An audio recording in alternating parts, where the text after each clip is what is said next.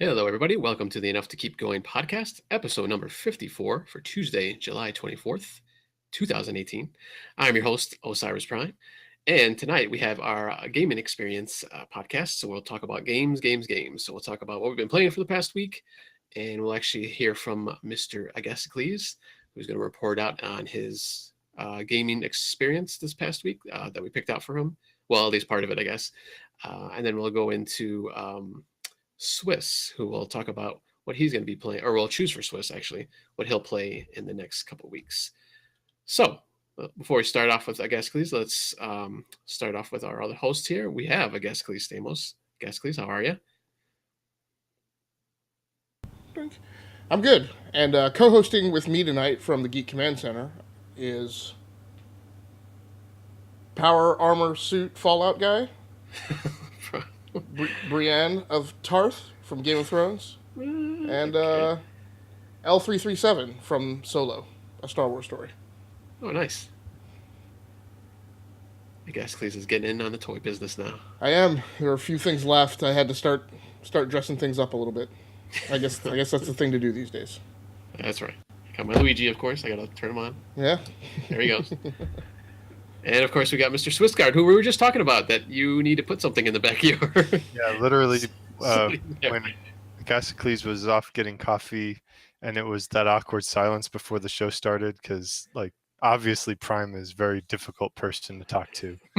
But, no, we were chatting about how I was at the game store and checking out the posters, because I need something behind me. That's right. But tonight's episode's cool. It's like E2KG PC Master Race Edition. That's right. We got a lot of PC talk tonight. But first, we're going to start off with Mr. Agastocles, and he's going to report out on a little Battlefield 1 gameplay that he did this past week or weekend, possibly. Not sure when you played it. Yeah.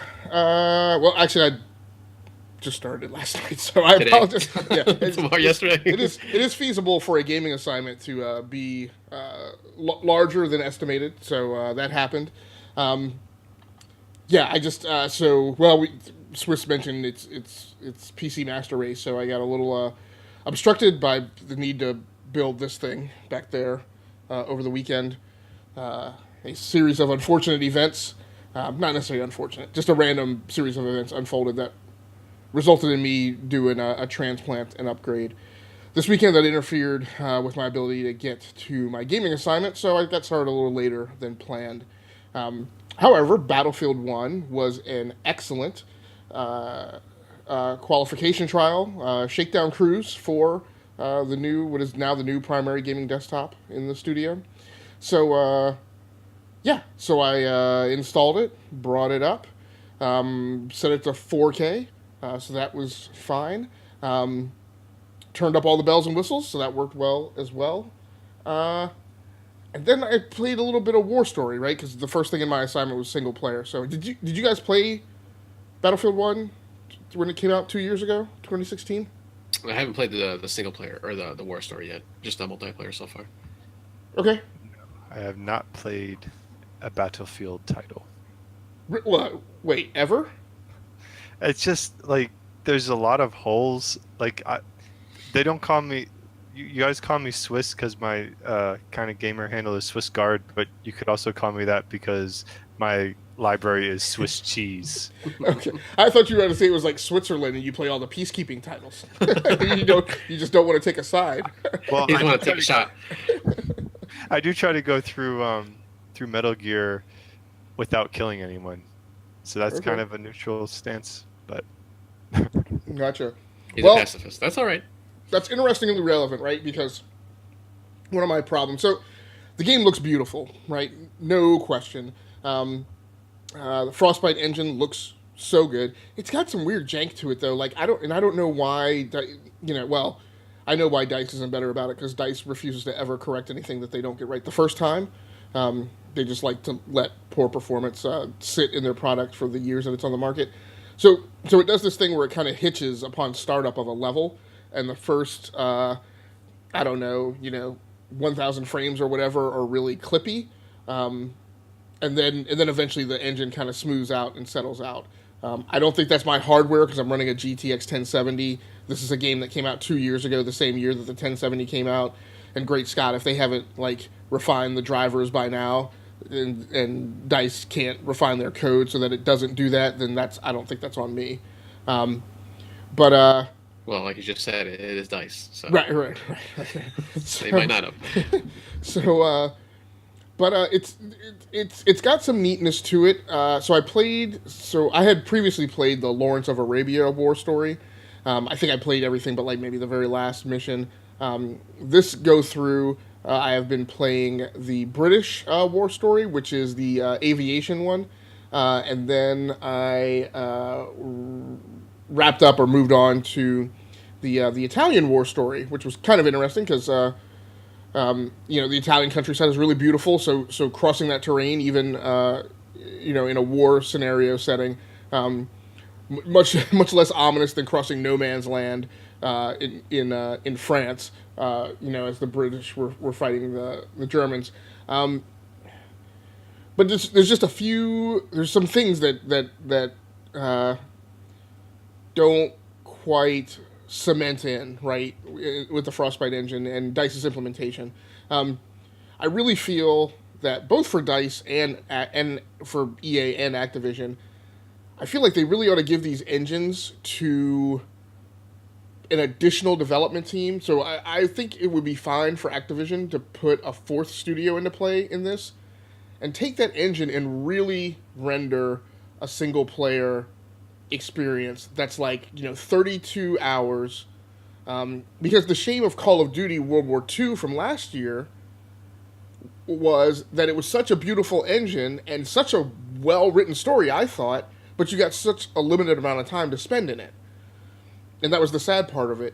Battlefield 1, beautiful engine, but I feel like their rush and need to move on to the multiplayer made some of the single player parts suffer. So in the British War story, the Eddie Rickenbacker story, or I think the guy who knocks Rickenbacker out, Rickenbacker who's an actual World War I ace. Kind of interesting. I guess I need to pull the thread on urban mythology on that kind of paints him in a bad light, which I thought was very kind of surprising for what I thought was actually a heroic historical figure. But the fictional history, I guess, maybe real history, is that Rickenbacker was knocked out by an American named Blackwell, I think it was the last name, who then took his aircraft into flight sometime during the Battle of Britain, and was the guy who actually flew the missions in Rickenbacker's aircraft. This guy is painted as a scoundrel, so he's very much kind of like a Han Solo figure, and kind of out for himself and out for glory and wants to get medals and blah, blah, blah.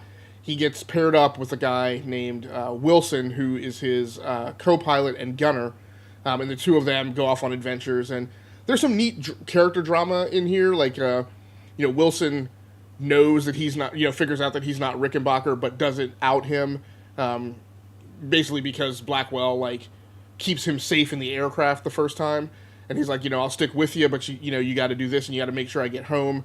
They crash land in no man's land. Wilson takes a piece of the aircraft fuselage, through his spleen, and Blackwell is gonna leave him. But then he heroes up and picks him up and carries him across no man's land, which, as you guys know, was an unpleasant place to be. Generally, nobody really survived it, and carried him back to British lines. A couple of the problems are, Prime, you and I have talked about the flight engine, that I struggle with it because I'm such a heavy, hardcore flight sim guy who uses, heck, my Thrustmaster HOTAS joystick is right back there, right, and that's like my mid-level flight control system, right? So I tweaked my keyboard controls a little bit, and that worked a little better. But what I still struggle with is the I guess what I call the super rolly combat, where all the German aircraft do is constantly and incessantly roll away from everything, and in a dogfight you don't just put yourself in a permanent roll. You actually do other things, like you juke and you jank and you climb and you dive.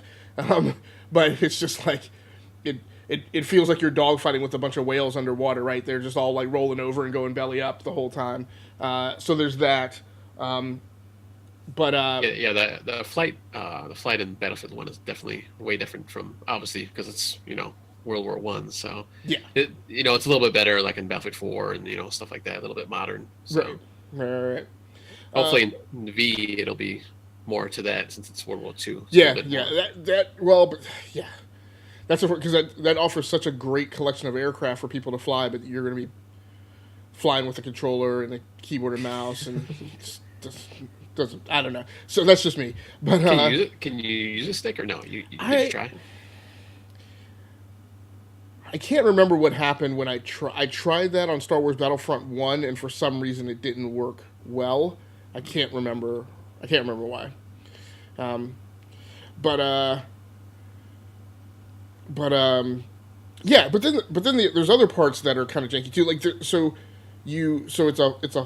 that war story is a pilot war story. But then one of the chapters the aircraft crashes and you parachute down to the ground, and now you're on the ground as a soldier. And I'm like, but I don't want to be a soldier in the middle of this flight mission, right? Like what is this? Like, what is this jank? And then it gets worse because they, like, I don't know how they expected you to play it, but they set it up like you're supposed to, like, stealth around so you don't raise the alarm of the German soldiers. It is miles from where you land to across no man's land to the British lines. Like, if I had tried to play that stealth, that would have easily been like a 2 hour mission in comparison to the flight missions that are like 15 to 20 minutes. And I'm like, they can't have possibly like thought that people were actually going to play this. So at a certain point, I just started playing at Bogart and went in guns blazing. And that's where you start to lose your grip on disbelief, right? Like it's easy to cross no man's land. I wasn't hammered by machine guns. The Germans were relatively easy to dodge. They didn't really present a threat, right? Like once I they give you a little tutorial thing that pops up and says, hey, while you're carrying once you pick up Wilson, which is about midway across no man's land, it tells you, hey, if you can't fire weapons while you're carrying Wilson. Me thinking that, okay, so at some point there's going to be a bunch of Germans that ambush me and force me to put Wilson down behind cover and fight. That never happened. So there are things like that. You do get some really beautiful and gorgeous set pieces. I think the most impressive across the two was while you're flying, you fight some fighter in the final mission of that war story. You fight some fighters, then some bombers come in, and you attack the bombers. They present a different challenge because they've got gun mounts, brimming. But then what was really cool was then some dirigibles show up, and you have to take them out. I don't know how I feel about the final scene though, because in the final scene, your aircraft crashes on a dirigible. And you're trying to get to the rear gun mount by crawling across the top fabric of the dirigible, which eventually collapses, and you find yourself inside the airframe. So then you have to fight through the back half of the airframe. I was like, I'm not sure this is how this would have gone down, but fine, whatever. It's Die Hard in World War One, but it was fine. It was just there were. And it seems silly because it's all fiction. It just didn't land me with. I almost hate to draw this comparison. I guess what I feel like is they lean so hard into it's World War One. This is hardcore realism that I felt like then pairing that marketing and branding up with that I remember from 2016 with a loose arcadey, rendering like this just kind of caused a disconnect for me. That didn't allow me to enjoy it as well as something like Destiny or Earthfall or any of the other shooters I've been playing recently.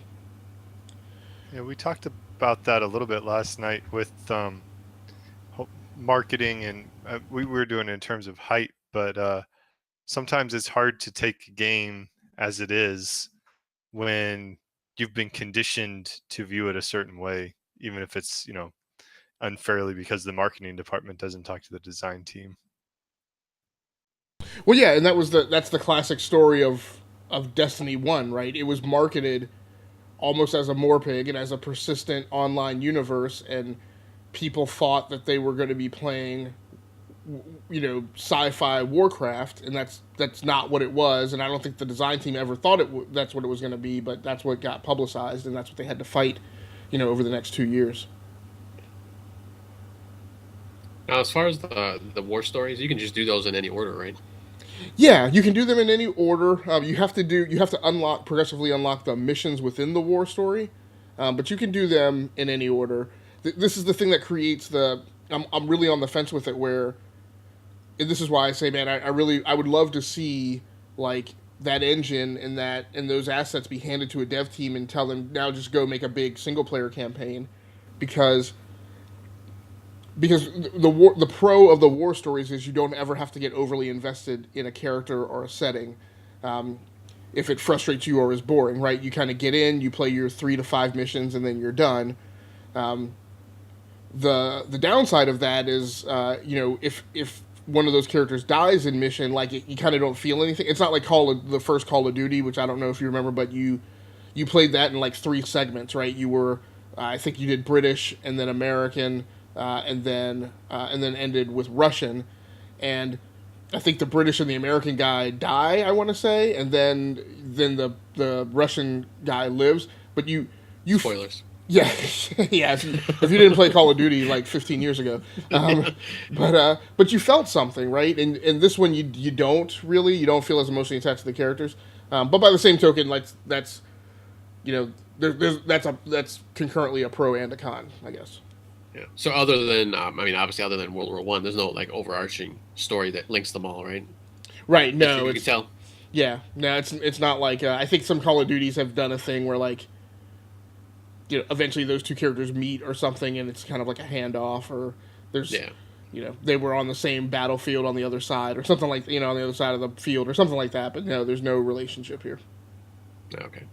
And how many are there? How many war stories? There's 5, I want to say. So there's like 5. The opening thing where I think you're an African or an African American. Then there's the British one, the Italian, the Lawrence of Arabia one, and then there's one other one, I think. I can't remember which one that is. Right. I think there's like a tank-oriented one. Oh, okay. Nice. Yep. So that was a single player. So you didn't get a chance to do multiplayer. I didn't get a chance to do multiplayer. I will intend to keep pecking away at that on my next rotation through the picks. But yeah, it was fine. I mean, like I said, it looks great. It gives you that simple pick up and play feel. But like I said, the marketing and branding and quite honestly, the setting made me feel like, and the music, right, that made me feel like there should be more emotional meat to this. Heck, it should even feel like Call of Duty World War II, right? Yeah. So, yeah. All right. Swiss, any other comments or questions? Mostly just, I'm just kind of, absorbing, but the thought of the war stories kind of intrigued me a little bit, from a discussion point, because it's like, is it good to have them jump in and jump out, or is it and be glorified tutorials? Or like, it sounds like you're a little disappointed, like you want something, obviously you want something more there. And to me, I just felt like World War One is like an untapped kind of right. creative canvas, creative well. Yeah. And like right now, like when I mow, I listen to audiobooks mostly, and I'm actually listening to a book about the Inklings right now.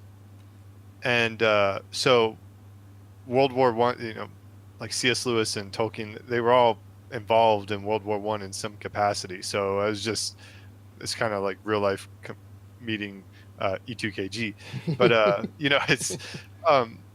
it's a setting that we don't think much about, because I know, like, going through school, like the focus tends to coalesce around World War II, and I mean, I understand why, but it's a setting that I think a lot of gamers would probably not be as familiar with.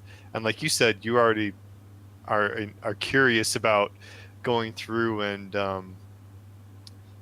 researching a little bit more on some of the characters, because you think that maybe they'd be different. And Lawrence of Arabia, I think that won an Oscar, right? I mean, that was like one of the big tentpole films of the.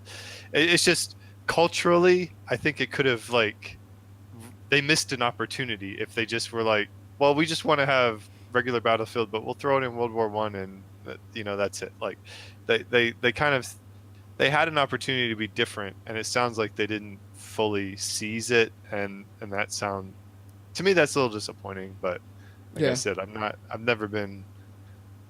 a huge shooter guy, and when I do play, it's mostly like it had been Call of Duty. But I don't know. I mean, if it's cheap right now, right? So I could still pick it up some point. Yeah, I mean, my feeling is like if you see this on sale for like $10 or like $15, like playing through the war stories is probably worth that. But the unfortunate thing is once you're done with the war stories, right? You're done unless you're really going to jump into the multiplayer. Yeah. All right. So it's a good report out there, and hopefully we'll get the multiplayer. And I think you had Call of Duty Ghosts. Was that the other one? Yeah, which I still don't understand. Like when I go back, like what were we thinking on that podcast 2 weeks ago? Like I don't know. You guys obviously wanted to punish me probably. Well, I was trying to take it easy on you, but obviously that's not. The reverse happened on that one. Are you going to play that one on PC too? Yes. Yeah. I have all those on PC. Yep. Okay. All right. So we'll wait. We'll wait for that report out in a week or two. All right. So let's jump into our playlist for the past week. I'm going to start real quick here. I have actually a bunch of games, but I actually didn't get to play a whole lot of most of them actually. So I'll start off with the Switch real quick with the two that I played: Minecraft and Rocket League. Once again, I'm just running through Rocket League. I actually started doing the ranked matches, which for now, I guess, as you kind of do the rank matches, you kind of it unlocks like different skins and for the car and for like little toppers, is what they call like you can put on your on the top of your car as like a hat, basically, like if you're playing a first person shooter or something, and then little antenna toppers that they have too. But soon, and I believe I reported on this a few weeks ago, was they're going to have the Rocket Pass, which is kind of like Fortnite's Battle Pass, and I don't know how the seasons are going to work then after that, because I don't know if you just, I guess you probably still be able to get stuff for free, but it just won't be as much since obviously you got to pay for whatever. I think it's $10 too, it's the same thing, but for now at least you can just get all this stuff for free, or a good amount of it. And then Minecraft, I've been playing again. Once again, the aquatic update came out last week before, so I'm kind of diving into that, so to speak. Haven't got to the actually water part, so I can do some stuff, but I want to hopefully get to that soon. And that's pretty much it for the Switch. I haven't really, like I said, I didn't really play too much during the week last week. I was just one of those times where I was just like so tired at the end of the night. I was just like, I don't feel like doing anything. I'll just watch TV and then go to bed. So nothing too exciting on the Switch this week. But Swiss, looks like we're going to keep the PC talk going here. A little Witcher. Yeah, so I didn't get a huge amount of time to game, so I actually only have one game tonight. So that, on the one hand, that's unfortunate, but on the other hand, it does tell you a little bit about how I'm going to go with this, because I did play it on multiple consecutive nights, and even some mornings. So I think last week when I talked about it, I had said that I was starting to have some like concerns percolating about the game, but I thought I'd try to keep going a little bit and give it a chance, and it's kind of started to hook me a little bit. So I plan to keep going with it. There's some things where it's just like, man, this game is dated, and it's like some of the character models, for example, are pretty poor. I mean, Geralt looks really cool, but some of the NPCs, like they just, there's something off about them. And they seem to have a handful of models for a particular area. So one NPC will be a core NPC character, but then there'll just be some random NPC that just spouts a generic line when you talk to them, and they look the exact same. You know what I mean? So, but I'm starting to level up Geralt and get some more abilities, and that's starting to open things up. And I like that I kind of like that it doesn't hold your hand. So I have some mission where, typical RPG, go kill some things and bring back the parts and you can move on, right? Well, in The Witcher, you don't necessarily get the drops, and I was starting to not. I was like, man, I really need some drowner brains, and I'm not getting them. and I had forgotten because, I jump in and then it might be 2 weeks before I can play again. But you actually have to research different types of creatures. So like he has to discover a book, or you have to level up your intelligence high enough to get like the lore or whatever for him to actually know how to harvest the proper monster parts from these monsters. And it's just there are little like things like that I think for some people would probably be like, that's overly detailed. There's always a fine line in a game for drawing you into an experience versus making it cumbersome for the player, right? In real life, if I have a clip of 15 bullets, I shoot 3 of them and I reload, I mean, I'm wasting 12 bullets, right? In a game, it doesn't work that way. So that's an example of something where you want to make it easier on the player. For me, this whole thing where I have to find the books and talk and maybe buy a book from so and so or find one when I'm searching the house, it drew me in. It's starting to draw me into the world a little bit. I like the way that they're structuring the quests. So I'm in an area and ultimately I have to research the guys that killed my buddy and yada yada. And I talked to somebody and they did a good job of layering the quest tree, I guess you could call it, where I need to help this person and that leads me to helping that person, and then I got to go back to person A and I have to do something else. But it feels like a cohesive narrative, like there's intent there, and it's not just it doesn't feel to me like there was 5 different like story writers that just were like, okay, I need to make something up where you have to go kill some dogs over here and collect the parts, and while person B over there is doing a different part of the sequence, and they're like, well, I'm going to make you go in the crypt and fight that thing, and they're completely disjointed. It feels like cohesive, and I appreciated that. I like the characters so far. Like, I mean, obviously it's around Geralt, but as I encounter other people, there's definitely some care given to the presentation of the characters. I like the way Geralt is super, I don't want to say super cool. He's very even tempered, but there's an edge of a dry sense of humor with him. And so like I can already see that, and I appreciate that. I like the characters, and if you've been watching the show a lot, like I tend to be drawn more into these single player experiences where I can absorb the narrative and marinate in a little bit. So that's good.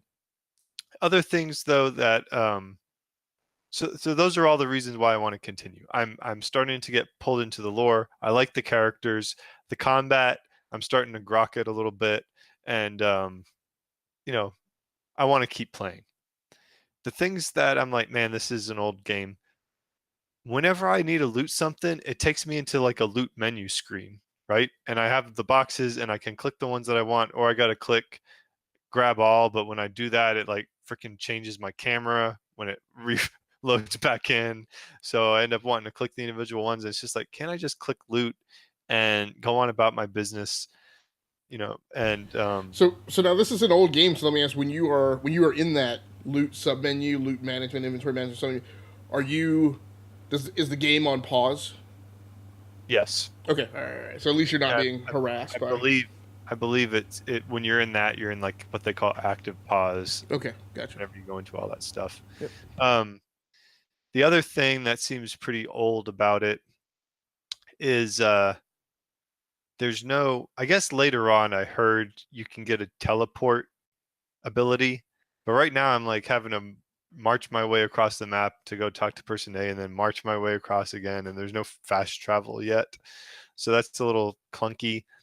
And this is an example of, for me, of a way that the realism is starting to hinder me. So when you craft in a modern game, like they have the nice wheel and everything. In this game, I have to find a campfire.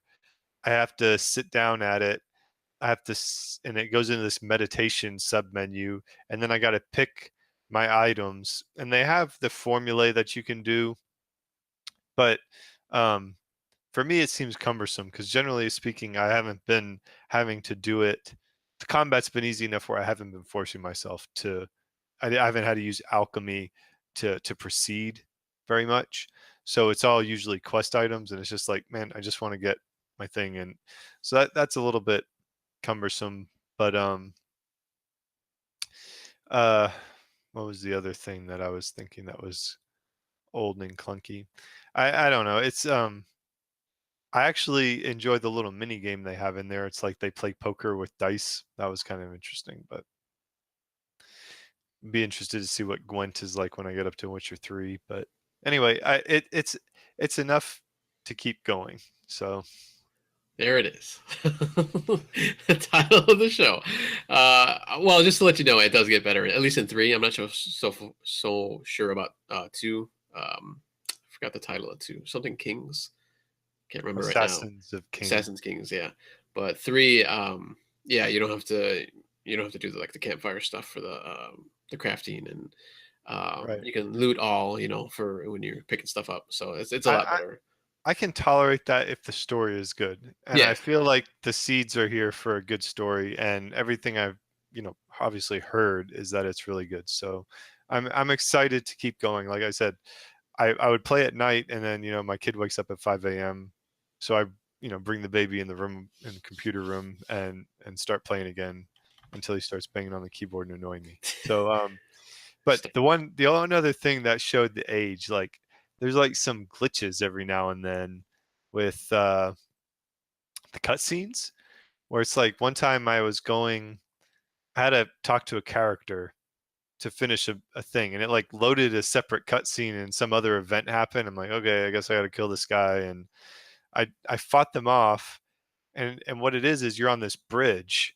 So when the cutscene happens and the bad guy shows up, he like basically puts some fire down across one side of the bridge so you can't get out, and you have to fight him off. And I fought everybody off, but the fire was still there. And then the guy that I needed to talk to finish the quest was like hadn't loaded because this other cutscene loaded. So I was like on the bridge and there was no way off. And I'm like looking around. I'm like, am I missing something? And I had to reload an autosave. And the next time I did it and I killed everybody, the fire wasn't there and everything loaded up as it was supposed to after the fact. So there's a couple of times when it's just like thinks it needs to load a cutscene and it was wrong timing or something. And I don't know if that's a Steam thing or an age thing or what, but again, not enough to dissuade me from continuing. yeah, it's good. Well, yeah, that's one thing out of all 3 of these games that I heard is the story is supposed to be top notch. So, and the third one, as far as I got into it, it was pretty good too. So there's a lot of detail to get into it. So that's nice. Yeah, the thing about the lore, like the books and stuff like that, yeah, you don't have to do that in 3 either, because I think that might have stopped me from playing if they were still doing that. Well, I started to collect the lore books, but if you level up your intelligence, it's like most of the ones that you need to do the quests, like he just kind of intuits what has to happen. I was like, Mm. oh, I guess I should have done that before. Oh, But okay. I'm curious, like Agascles, I know you played it a little bit, and I don't know how far you got, but was there anything there that interested you at all, or was it just too much of a slow burn for your style of game? Probably the latter that you just mentioned, because I was going to say I've booted it and I've played it, but I can't remember that much about it. And I guess I just never went back to it. So I didn't stay on it. I didn't stick with it for like some number of days or whatever. I pretty much played that one session, and then I guess I've never been back to it. So I mean, it's one of those things where you can appreciate though going back to old games, and it's nice that it's still running on the hardware that we have, because not every game can say that. The enhanced edition looks pretty nice, and you can. I think I have mine set to like 2K or whatever, but just because the text is too small in 4K, but it looks pretty nice. Nice. So well, I'll ask you that question later. I was going to ask you if you're going to keep on going, but that we'll save that for a few minutes here. All right, guys, please. What have you been playing or been building, I should say? Oh, you're on mute. Yeah, thanks. Yep. Too many controls. Software and hardware switch. Yeah. So which one did you want me? Did you want me to go over the GC 553 or the PC build? Or does it matter? Yeah, it doesn't matter. You can do it with GC 533. Okay, so one of the new pieces of equipment that I recently obtained in the lab is the AverMedia Live Gamer Ultra GC 553.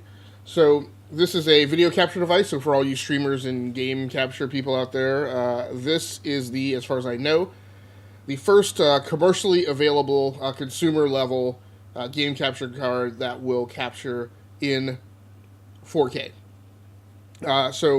There's a few devices on the market now that will take a 4K input and pass it through to a 4K monitor. There's a bunch that don't, but some of the newer ones do. This is the first one of those that can actually record. Now, there's still a step down because this will take up to a 4K UHD 3840 by 2160 input. But most of them will squelch it down to 1080. This one will bring it in 4K. However, for your live stream or game capture device, it's still gonna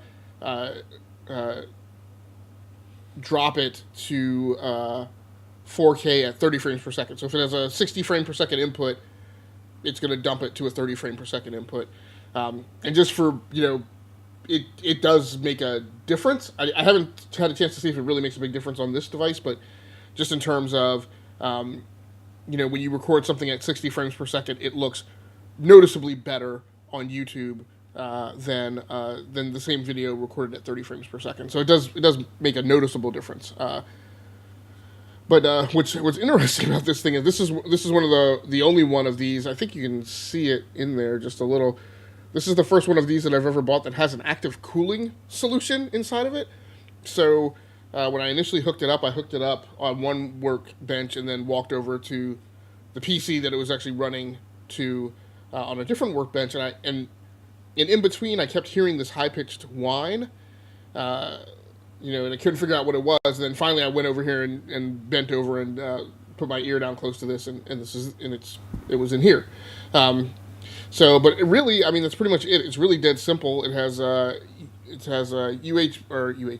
It has HDMI input and output, so you just hook up the output of your PC's GPU into here and take the other one and roll that to your 4K display. And so far it works great. So I recorded some footage with it last week, including used it to record some Star Trek Bridge Crew, and the video came out great. So. Did you mention like the rough pricing for it? So this is right at about $200. So if you're a streamer and you monetize or you're trying to grow your subs, and you think that your visual quality makes a difference, which for some streamers it will, for some streamers it won't, this is the only device out there that you can go out and get your hands on. And get it up and running with full support, right? From the website and from the vendor. Nice. Did you? I forgot to ask you before. Did you do any Battlefield 1 streaming or recording? I did not. Okay. I did not. I was just wondering. Yeah. Nope. All right. So that's actually, if you want to jump into one of your games, because my other two are going to be pretty quick. So. Yeah, pretty quick then I'll talk about Overload next, which I'm really excited about. So Overload is, I guess, what I would call the spiritual successor to the game Descent 3. So it's made by a lot of the developers who were at Interplay, who put that game together. As you can imagine, it looks gorgeous in 4K. But like just like literally weeks ago, and I may have said it on the show, but I've definitely said numerous times, right? Somebody just needs to take Descent 3, put it in 4K, and refresh the skin with some art assets, and I would be perfectly happy buying that game. And that's kind of essentially what that team did, right? They put a new skin on it, they updated it, they modernized it. I mean, it's new levels. Like some of the levels will feel the same, but it's new levels. And you still have so you still have the little ship that comes in to pick up people when you find them, kind of in the cutscenes. It's a little less character-ish in terms of the first one had some not FMV scenes, but they had some scripted CG model scenes of character development. You don't really get that here. You just get a bunch of people talking on a radio to you in between missions. But again, if you've been looking for a modern 6 Degree of Freedom game and basically nothing has really come out since Descent 3 back in 1999, then I would say this is definitely the game for you. It plays beautifully. It's wonderful. I played it with my Thrustmaster T16000 and throttle weapons control system.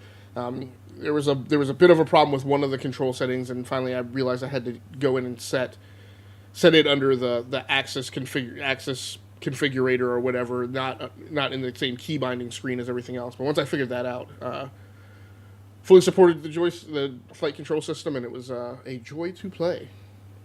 Well, it looks like you're not the only one that thinks that. I kind of had missed this game, mm-hmm. and Steam rating is 10 out of 10 right now. So apparently it's going to be coming for PS4 and Xbox One sometime this year.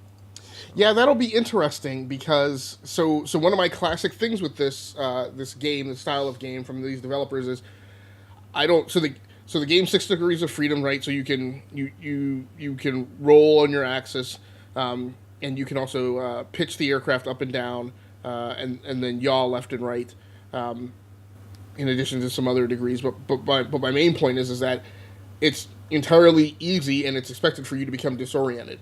They have a switch for you to enable auto level, which should pretty much completely resolve that for anyone. I don't turn that switch on, so I play this game, forcing myself to manage the vertigo and the disorientation, and always figure out, understand or figure out, where am I, like how am I, how am I situated right now in relation to the level? Am I upside down? Am I at a catty corner or whatever? And to fight that way. So what'll be interesting to me on consoles is I can't imagine trying to keep myself oriented flying that thing with a game controller. It's goes back to that, how much do you want the experience to be real or a facsimile for ease of consumption. Mm-hmm. But in a game like this, I don't think you want to have I think the orientation is what sounds like is what makes the game, right?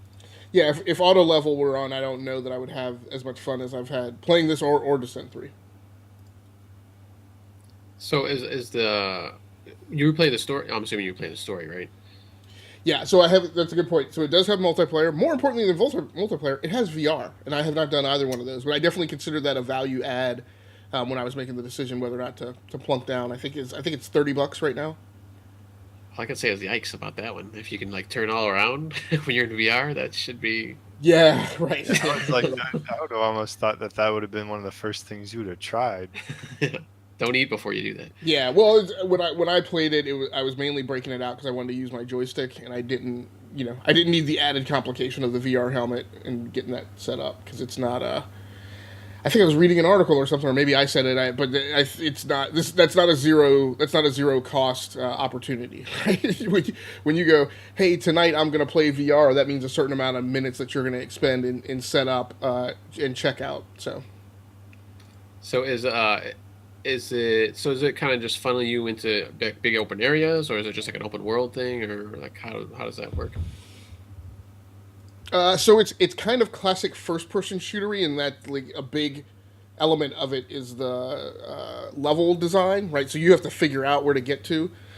It felt a little janky to me. I think I've realized that it has more content than I thought it had, but it definitely goes into this piece where for like 5 to 10 missions in a row, your mission is to find the reactor core and set it to explode or whatever. And about the third time I saw it, I was like, you got to be kidding me! Like, don't tell me that I paid this much money for this game, and it's like 20 levels of find the reactor. But no, it gets bigger than that and a little more dynamic. Okay, cool. Yeah, actually, looks pretty cool. I know I've kind of dabbled in a little. I guess with Elite Dangerous, you can kind of do that. Right. And at least that, you're obviously you're a big open space, but here it looks like there's like corridors and stuff like that. And seem to get disoriented really quickly. Yes, so. yeah, it's not easy. I will say so I've played Descent 3 for a long time, and actually on one of my recent game captures, I mentioned this, and then playing its follow up, I've definitely modified this behavior. So I mentioned on that Descent 3 that I never use auto level, but I also never use. I very rarely use the guide bot because you have basically what is the equivalent of the ghost from Destiny 2. You have a ghost, and you can summon that thing and then drop it and have it do some of the work for you. In Overload, that equivalent is I can't remember what they call it, but you can release the thing. I can't remember what it's called now, but you can release the thing and then you can hit on the sub menu, find reactor core, and then you basically just have to follow it to the reactor core, which. Oh, okay. A couple of times I did that right because it became really. I was like, I'm super exhausted. Like I can't stay awake and I don't know like where the hell this thing is. But yeah. But I've given myself the freedom to not feel not feel badly about using the guide bot essentially. That's right. It's a little help. Yeah. It's like the little arrows when you're playing a third person right. game or something. Right. It tells you where to go. It's all right. All right. So that's one to actually look forward to since it's going to come out to consoles. That should be pretty cool. So real quick, I had a couple other games that I played this past weekend a little bit. Mostly Saturday night. I was going to try to play Friday night, but I fell asleep because I was old and I'm tired. So I went to sleep early that night. So I played a little PUBG. I was playing that the second half of my little game time there on Saturday night, and just going through playing solos, duos. There's a couple of guys that I've found the last couple of weeks that we've been playing together. So been with them. Did we get a win this weekend? I believe I did get one win this weekend. So it was cool. And then the big game though that I have for this week is Destiny 2. I finally picked it up. It was $20 on Xbox Store on their big sale. I don't remember if it was part of the Ultimate Game sale. Probably, since it was so cheap. So it was $20 for the Destiny 2 for the base game, and then the 2 expansions that were released the past year or two. Yeah, and what kills me is despite 3 of the 4 gaming cast members having Destiny 2 on the other 2 platforms, you're the one who goes and buys it on the completely different platform that none of us are playing on. That's right. I have to be different. And plus, I don't have a PC that'll run it. So, right. And I don't have a PS4. Yeah. So I think DB has it on Xbox One. Didn't he say it? I think he got it after you got it on Xbox. Oh, okay. I think he yeah, that's right. Yeah, he may have already had it. I can't remember. I think that he actually got it though. When you said you bought it on Xbox, it wouldn't surprise me if he did because that's kind of his. He's a Destiny junkie. I think the sale's still going on. I guess you can still get it. $20, not bad. So I was playing that. I was just playing through the story. I probably played it maybe 45 minutes to an hour or so. So I got to. Oh, I'm trying to think of. I guess it's the new tower. I guess it's called the farm or something like that. I can't even remember because I was playing it pretty late. So I got up to that part where I guess I don't want to spoil the story since it's a fairly new game, but I got to that part and then I kind of just quit from there. I didn't play any multiplayer yet. So you didn't do the mission from the farm because I don't know if you can even play multiplayer yet. No, I don't think I can. Okay. I didn't try, but I was just like, all right, I played this for an hour, and I want to play something else now. But yeah, so I just got there and I stopped. So um, yeah, because I think DB said it probably takes about an hour or so, maybe even 2 hours before you can really do Yeah. multiplayer of any kind. There's like a mission that gets you to the farm, which you've done, and then there's another mission that you kind of go into like this forest or something, and once you complete that, it kind of, I guess that's when the floodgates opened. It opens up. Yeah. And you go back to the farm and there's like, oh, there's other people here. All of a sudden, it's populated. Yeah, because there's only like the people in the stores and stuff like that now. So, or little shops or whatever you want to call them. But yeah, I mean, I like that. I mean, story seems pretty good so far.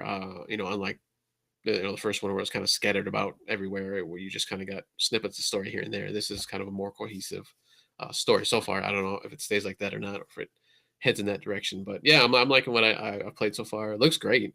When that first part with I don't know, were those aliens even in the first Destiny? I'm not even sure because I didn't get any of the expansions or anything.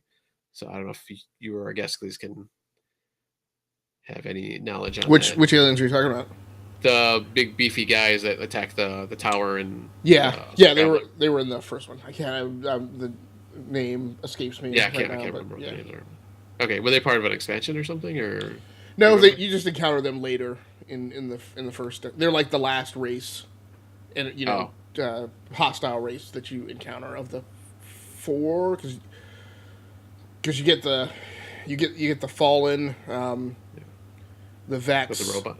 The Vex. Okay, yeah, so I was thinking. Yeah, and then these guys, I think. Okay. Yeah, so now, hopefully. Gasicles, I'm sorry. Go ahead. No, go ahead. No. I was gonna see if Gasicles could guess what class and race you chose. I'm gonna guess he chose Hunter. No, really. I actually kept the same character from the previous one because it's still okay. There, which was the Warlock. Okay, all right. And I'm like he looks like an android or a robot or something. I don't know what race that was or species. So yeah, very cool. So yeah. The cool thing about Destiny 2 is you can play all of them. There's no penalty. You can set up one of each, which I'm still working on. But yeah. Yeah.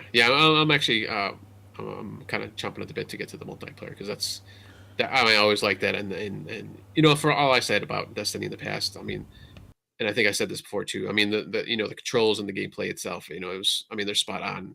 It's a Bungie, so they've had years of Halo and a couple other games before that to refine everything. But yeah, I've always liked that the gameplay it feels pretty good. A little floaty sometimes here and there with the jumping and stuff, but they have other powers now, and it's just kind of interesting how speaking of the powers, how it plays out at the beginning, and you kind of start over at a certain point. So I'm really enjoying it. So hopefully I'll get to more of that this weekend if this other game that came out tonight doesn't like totally take over my life. So before we get to that though, it looks like you got one more build, a PC build actually, Mr. Gascles, and another game to speak on.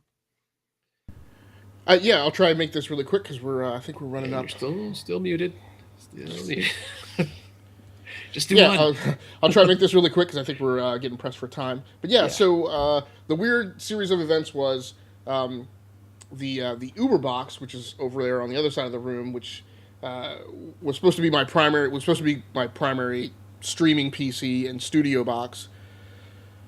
Again, as you guys remember, I salvaged the GTX 1070, the secondary one that was in the primary gaming desktop, and put it in there because devs don't support SLI. And I was like, oh, wait a second, now I have a VR PC gaming, streaming studio PC that it can kind of do everything.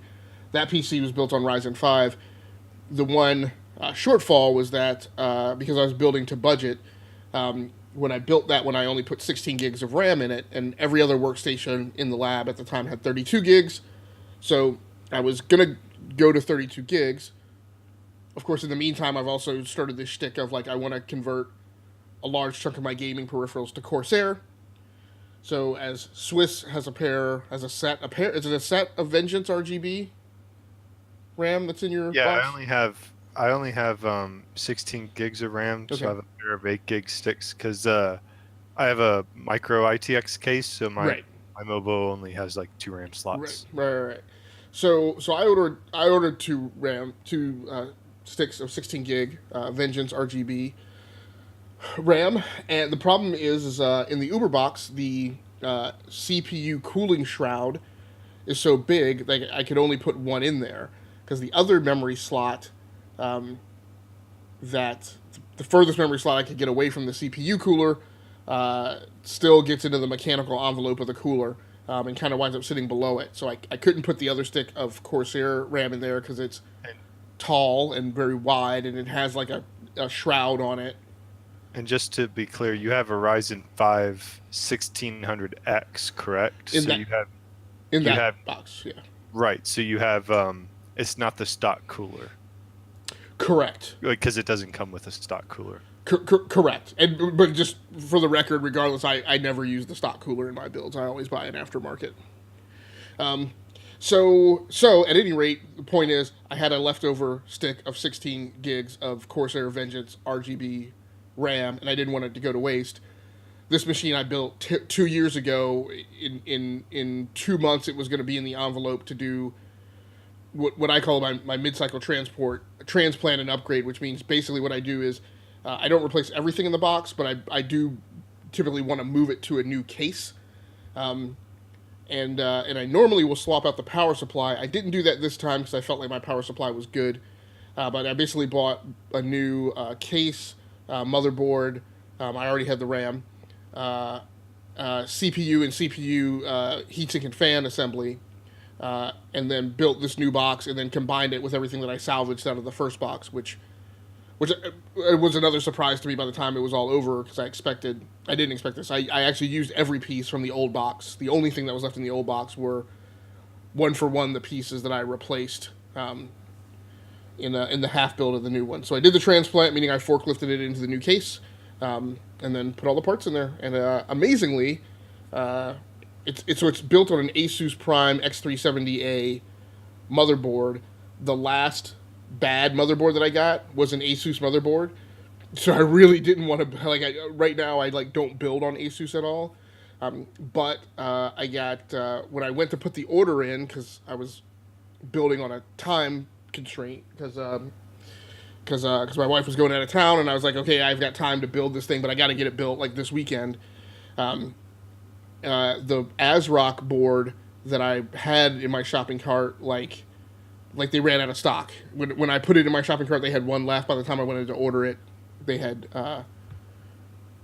none left, and the next one was going to arrive like outside my build window. So I quickly I went right back to that one and looked for like the related or similar to boards, and this one came up, and I was like, I just need to throw it in my cart and order it. So, but actually everything as Swiss I'm sure knows as well, like the scariest thing is like when you get to the end of the build and you're like, do I put the side panels back on, or do I play it that Bogart, or do I think I've got some rework to do when I go and try and power this thing up? I put the side panels back on, and it came right up and has worked. CPU idle temp right now is at about 40 degrees, which I'm not really super pleased with, but the cooler that I use on it is a low RPM cooler that's meant to be very quiet. So maybe that's the trade-off. Yeah, I think that's about it. So it's running good. Nice. Now, did you try out? You said you tried out Battlefield 1 on that one, right? I did play Battlefield 1 on it. And then Divinity 2. Did you play on that one? I did bring up. Yeah, I'm sorry. So I did play a bit of Divinity 2. Really, I didn't get through much more than like the character generation screen. Although I will say for RPGs, I feel like character generation screen is like defines how well my experience is going to be in the game. Like if it's not a good character generation screen, then it's probably going to go south. Was it Divinity 2 or Divinity 1? So this was Divinity 1 OG Enhanced Edition.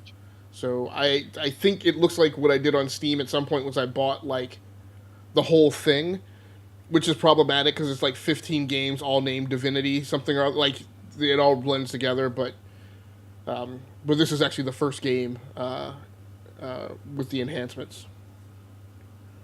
But yeah, but the character generation screen was pretty cool. You start off with two characters. They can be male or female, or both male or both female, however you want to do it.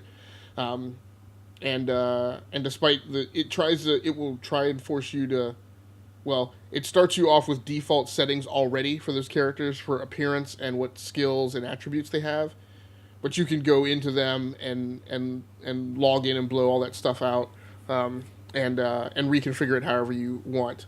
And it looks good. So I'm looking forward to playing it, because one of the things I feel regretful about, and I wonder if Swiss feels the same way, is I feel like the conversation about RPGs in this generation, especially, pretty much only centers on World of Warcraft and Skyrim. And I'm like, no, there have been some other great RPGs that have come out this generation, and I kind of feel like I owe it to the art form to experience some more of that. And I have some gamer remorse about just not having gotten around to get into Divinity or Pillars of Eternity, and that's what's on my list right now to try and take a chunk out of, is those two games. Nice. Now you talk about the customization. Now, how long did you spend customizing the characters? Did you go granular, or did you just kind of like, all right, let me just slide these here and there? I toggled all the variables, but it's a fairly manageable set at the outset. It's not like, it's not like 59 different variants for, each parameter that you can toggle. You can't like cheekbone and all that. Nostril flare. Right. Yeah. Right. Cheekbones. Yeah. The brow bridge. The appearance are, you pick like the head, which is already kind of pre-configured with all its parameters, right? You pick like the head, the hair color, and you pick your class, and then after that, I think that's kind of it, like in your clothing. So. Okay, that's not too bad.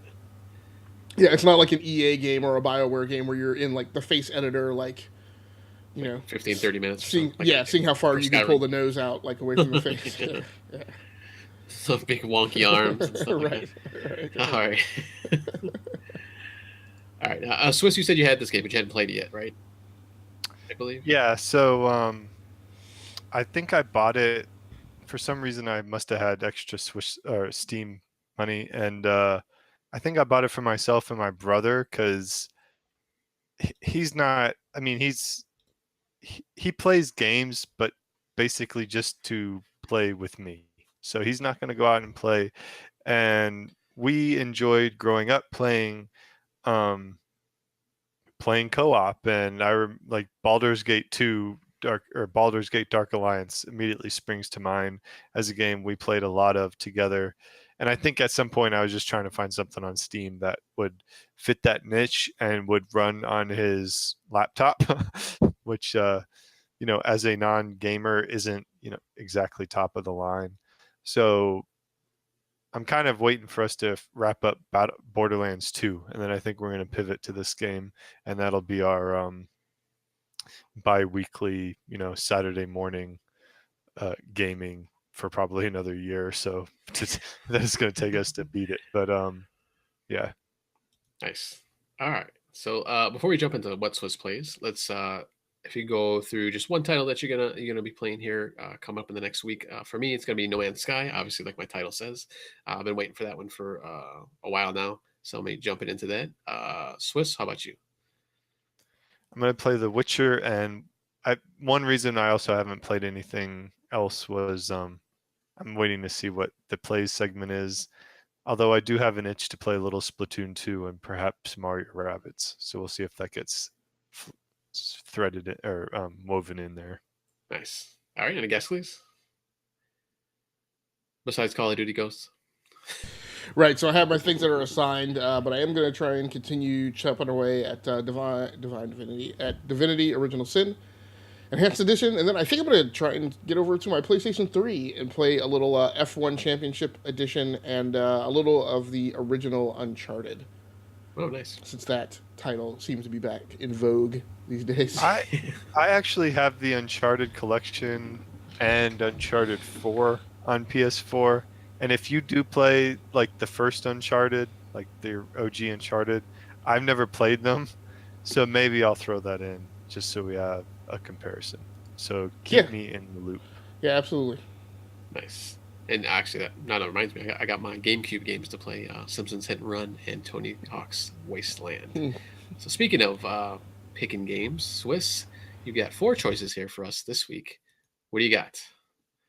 Um, RPGs. So not all of these uh, are are exclusives, but I have them all on the PS4. So at first I was thinking about a JRPG theme, and I had a couple of options there, but I have more RPGs that I still have to play that I want to play. So I thought I'd just kind of throw them in there. So I kind of have a spectrum of RPGs. So the options are Final Fantasy 15, Persona 5, Bloodborne, and Nier Automata. So I got 4 options for you guys, but we're none of this monthly set nonsense or pick 2 out of 7. No console picking today this week. Nah. All right, that's all right. Leave the craziness to us. All right, so I did get DB's choice, and he picked Nier Automata, which actually was going to be my choice since it's actually a game I was kind of coming interested out in. on Xbox. Yeah, I was kind of interested in. Yeah, I think it came out a couple weeks ago or a few weeks ago. So I'd be kind of interested to hear if that's what we pick. What you think of it, since our tastes seem to blend together a lot of times. I guess, Cleese, what is your pick? 2 for Automata for right now. Well, I'm going to lose, but I'm not going to change my vote. My vote would have been for Bloodborne. Okay. Any particular reason, or pain, self-inflicted pain. I just wanted to you want to see someone suffer? Yeah, I just wanted to see like the reaction to that element of the game, and to see if, like, you know, a super gamer could, you know, wind up having some type of immunity or defense against it. That is something other than the masochism, you know, the gamer masochism that people who play the game and enjoy it clearly, you know, ascribe to. Right? When I hear constantly of the people who enjoy it, or the people who, you know, set it or allow it to be really hard, and then keep it that way, just, you know, because. Okay. Well, you're spared this time. Someday. Yeah, someday. You still play it if you want to, you know, get killed over and over. I mean, usually I think a lot of us probably have like 2 games that we want to play, and then we throw a third one in there that we're like hoping nobody picks. But this week, I actually, if any of these games would have come out, I would have been excited to pick it up. So, and I think on a daily basis, I was like, man, I hope they pick this for me. And then, like, later that afternoon, it'd be a different game. So, I don't think it could have really lost.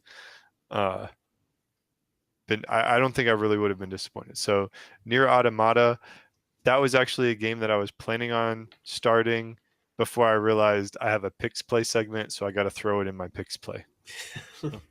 Nice. All right. So Nier Automata, we'll hear from you in a couple weeks. But stay tuned for the coming shows here next week. Monday is our news/discussion show, the deep dive, and then come back here next Tuesday for episode 55 of Enough to Keep Going, where I believe I'm reporting out on my GameCube games, and maybe we'll hear from Zeux or Agascles also. So, any last words, gentlemen, before we head out? Any entertainment podcast coming out soon, Agascles? We were trying to figure that out. Unfortunately, we were supposed to record Saturday, but I had the PC build, but that wouldn't have precluded it. I wound up having to waive off because I had non-compliant children, and I was afraid that the stress of trying to get like an hour of PC build time in, and then transition to actually watch the episodes and get into the entertainment podcast that night. Like, if the kids didn't conform, then I was just going to lose it. So, so I chose to waive. I asked to waive off of the podcast. So we'll get that figured out, and we will get our our 1 hour commentary, including up, which would include our comments on Cloak and Dagger episode 7 and 8, I believe, is what we were supposed to review on the show. So yeah, I've got a makeup chit in my head that we gotta make good on. Okay, cool. So yeah, watch out for that. Watch out for the and come back for next week on Monday and Tuesday for our other shows. And for Agascles and Mr. Swissguard, I am Osiris Prime. We will see you next week. Good night.